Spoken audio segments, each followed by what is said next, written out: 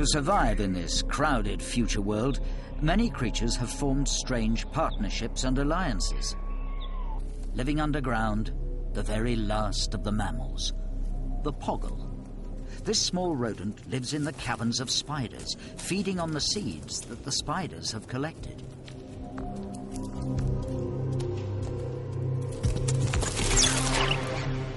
But the spiders are farming the poggles, then feeding them to their massive queen.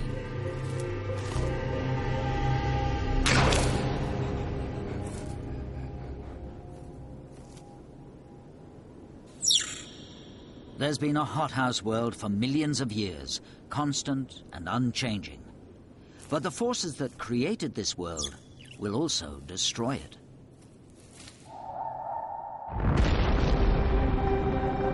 Volcanoes become more active, spewing out poisonous gases and clouds of dust, and wiping out most of life on Earth.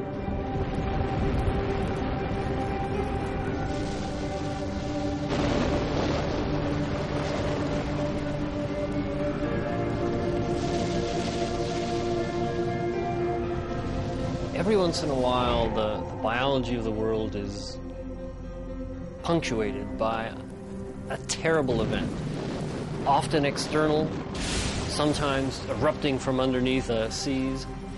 Those terrible environmental events wipe out 80%, 90%, 95% of the species in the world, and they're called mass extinctions.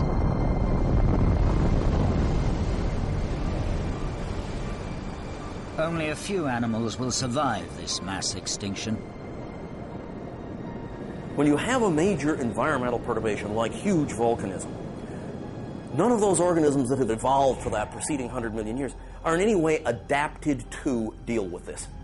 The environment shifts. It becomes potentially cold, dark. Volcanoes can create a variety of environmental shifts. Only those organisms which by chance can survive under those circumstances are the ones that are going to live through to the other side. After a mass extinction, the world is full of new opportunities for evolution to exploit as nature repopulates the planet.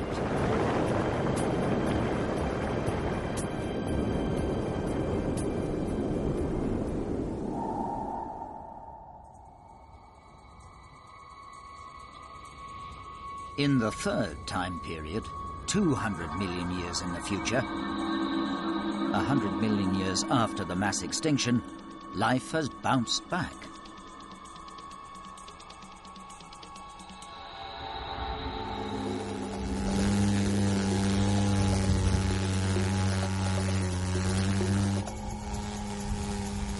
But 80% of the planet is a desert. And that's because most of the land is a long way from the moisture of the ocean. In 200 million years' time, the continents will once again come together to form one huge landmass. This has already happened in Earth's history. 200 million years ago, the continents were fused into one huge landmass, which is called Pangaea. So in 200 million years' time, we will have a new Pangaea, a new supercontinent, surrounded on all sides by ocean.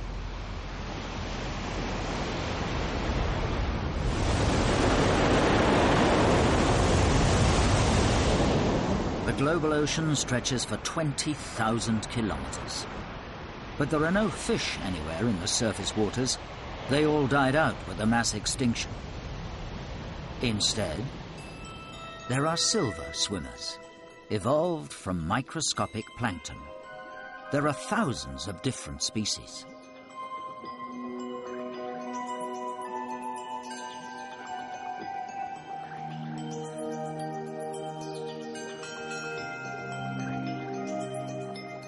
And silver swimmers are preyed upon. Flish. 200 million years from now, in the absence of birds, they rule the skies.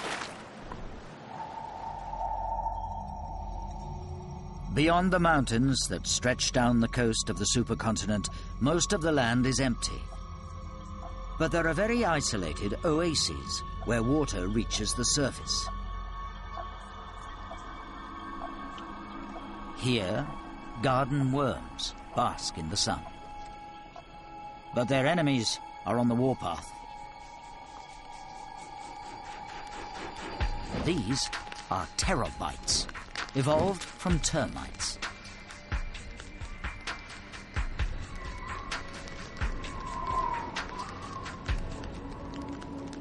They attack the garden worms with elaborate chemical weapons.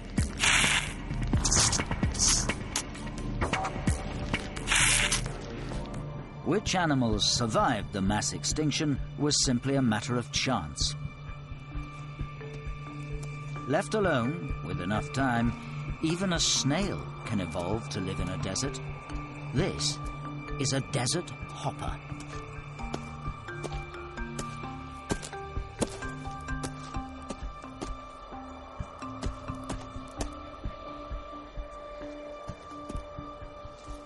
It lives on the scrubby desert plants. But not everywhere in this future world is desert.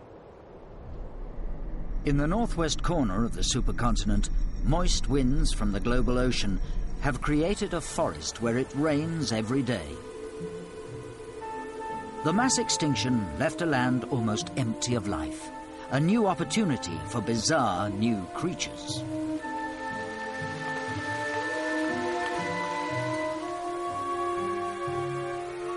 There are fish living inside the forest,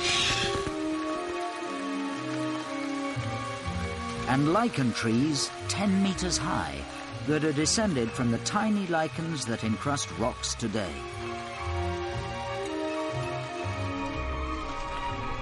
Most bizarre of all, an 8-meter high, 8-legged squid, a mega squid.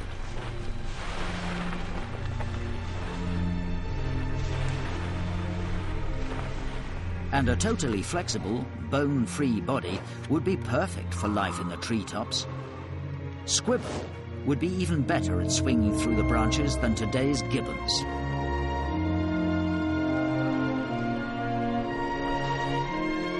But the idea of squid swinging through the trees 200 million years from now, is it really feasible?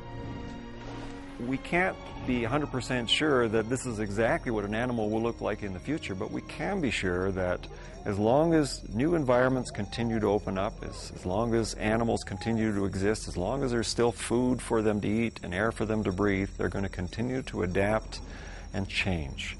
And the sky is the limit. There are no limitations to what animals can do in the future. All these organisms are plausible. Are they going to happen? We don't know, but they could, and that's part of the beauty of it. So join this scientific voyage through time to see one possible future for planet Earth. It's a voyage that's scientifically feasible and truly wild.